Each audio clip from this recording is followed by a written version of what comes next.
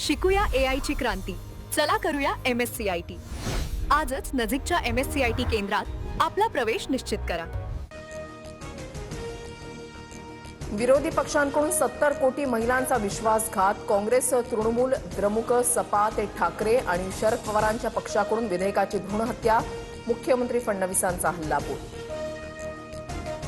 महिलांचा वापर करून डिलिमिटेशनचा प्रयत्न. सत्ताधाऱ्यांना महिला आरक्षणाच्या नावाखाली डिलिमिटेशन बिल पास करायचं होतं. काँग्रेस खासदार प्रणिती शिंदेंचा पलटवार. 2023 मध्ये समर्थन देणाऱ्यांनी सरड्यासारखे रंग बदलले. काँग्रेस, ठाकरे सेना आणि पवारांच्या राष्ट्रवादीचा महिलाविरोधी चेहरा उघडा पाडू.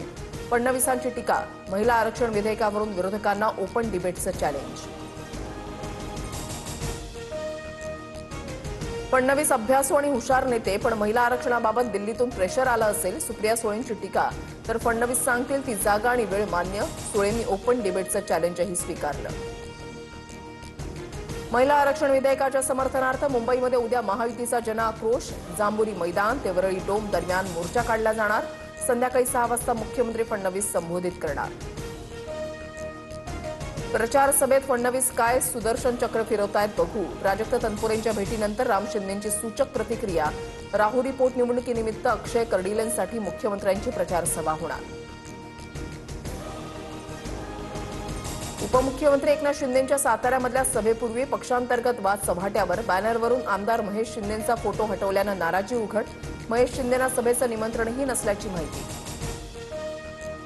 स्वतःच्या जीवावर निवडून येतो. शिवसेना आमदार महेश शिंदेंचे एकनाथ शिंदेंनाच चॅलेंज. मी मूळचा भाजपचा, मात्र कोरेगाव विधानसभेचं तिकीट शिवसेनेला गेल्यानं अपघाताने तिकडे गेलो. महेश शिंदेंकडून स्पष्ट.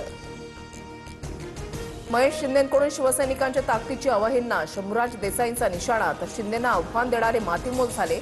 उदय सामंतांचंही महेश शिंदेंना प्रत्युत्तर. हातात पिस्तूल, पैशांची बंडलं आणि थारची सवारी. अमरावतीच्या परतवाडा लैंगिक शोषण प्रकरणामधील आरोपी अयानच्या लाईफस्टाईलचे चक्रावून टाकणारे व्हिडिओ समोर. थार मालक राजेश प्रजापतीची पोलिसांकडून चौकशी. परतवाडा लैंगिक शोषण प्रकरणामधील आरोपी अयानला कृत्याचा पश्चाताप नाहीच. जे घडलं ते संमतीनंच, आरोपी अयानचा दावा. पोलीस चौकशीमध्ये माहिती उघड.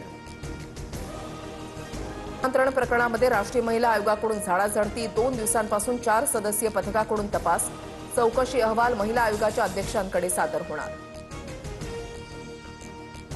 उपमुख्यमंत्री एकनाथ शिंदेंकडून शहीद आदिल शहाच्या कुटुंबाला हक्काचं घर. उद्या आदिलच्या कुटुंबाला चावी सुपूर्द करणार.